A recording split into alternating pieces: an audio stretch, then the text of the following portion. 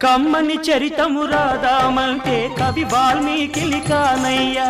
కమ్మని చరితము రాదామంటే కవి వాల్మీకి కానయ్యా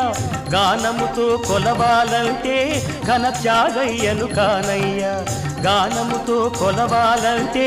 ఘన త్యాగయ్యను కానయ్యా ఆశతో కోవెల కడదామంటే తహసీల్దారును కానయ్యా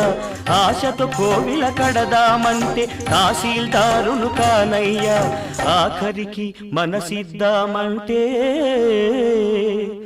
అది ఏనాడో నీదయ్యా ఏమయ్యా ఏమయ్యా ఓ రామయ్యా ఎలా సేవించాలయ్యా నిన్ను ఏమని కీర్తించాలయ్యా